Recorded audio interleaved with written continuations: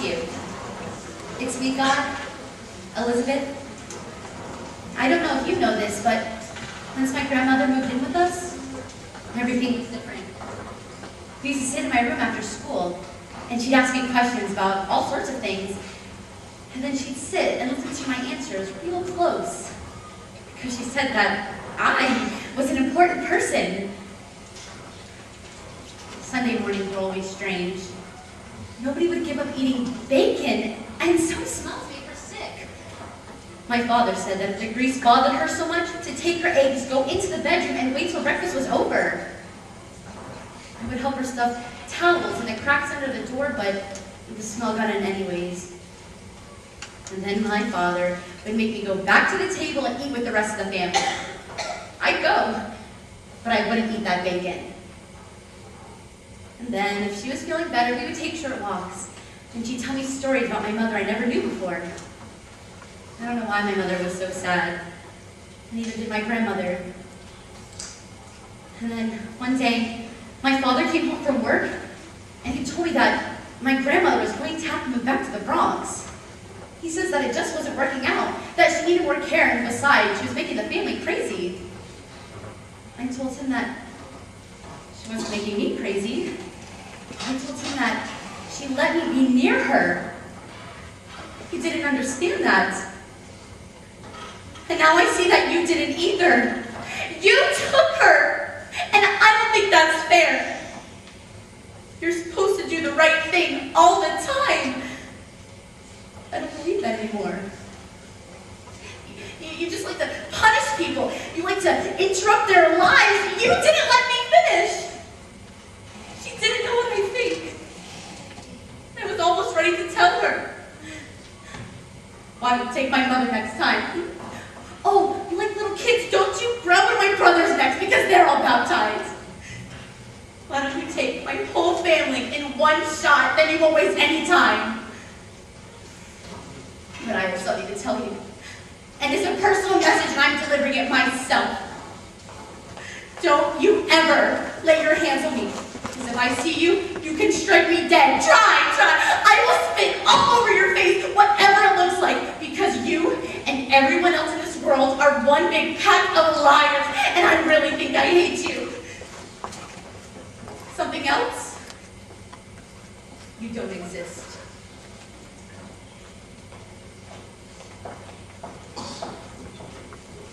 I've been standing with you. I have been right here with you, Troy. I got a life too. I gave 18 years of my life to stand in the same spot with you. Don't you think I ever wanted other things? That I had dreams and hopes? What about my life? What about me? Don't you think that it ever crossed my mind to want to know other men? That I just wanted to lay up somewhere and forget about my responsibilities? That I wanted somebody to make me laugh so that I could feel good? You're not the only one who's got wants and needs. But I held on to you, Troy. I took all my feelings, my wants and needs, my dreams, and I buried them inside you. I planted a seed, and I watched, and I prayed over it. I planted myself inside you and waited to bloom.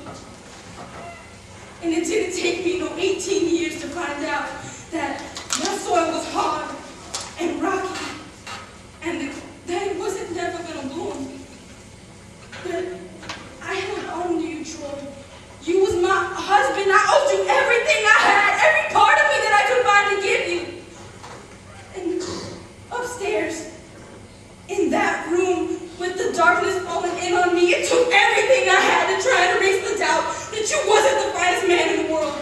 And wherever you was going, I wanted to be there with you because you was my husband. Because that's the only way that I was going to survive as your wife.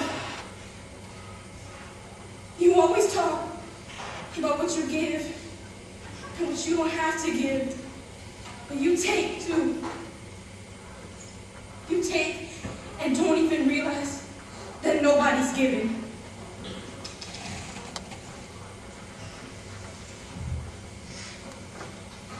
I have new cards now. It's been almost a year, hasn't it? They don't tell me for sure. I've learned some things since I've been here. For instance, your hands can become best friends if they're in handcuffs long enough. Do you remember that day I came home after walking past the car bombings?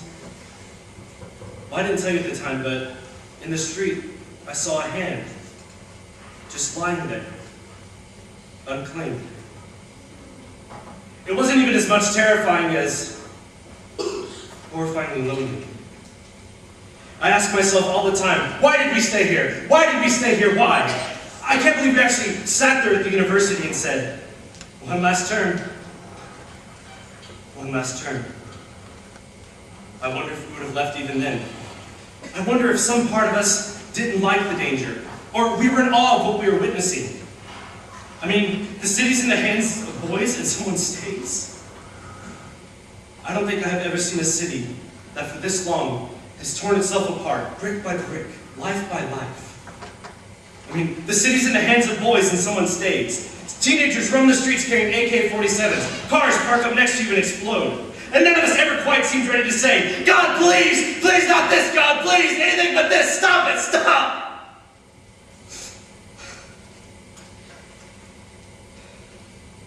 And none of us were ever quite ready to leave.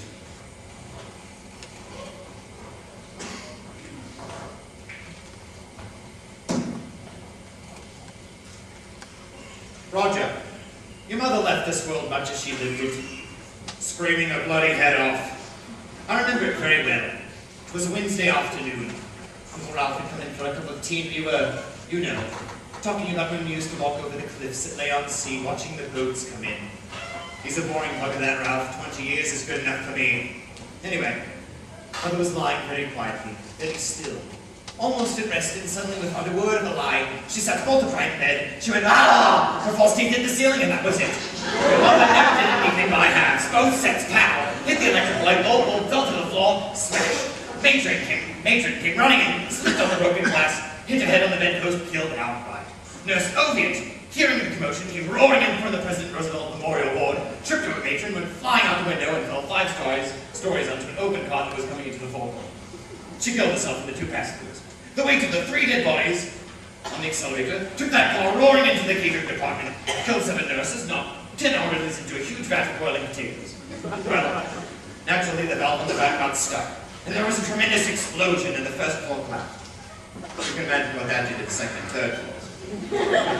Anyway, son, I won't bore you with the details, but suffice to say that I was the sole survivor. 987 people wiped out in the flash of your mother's teeth.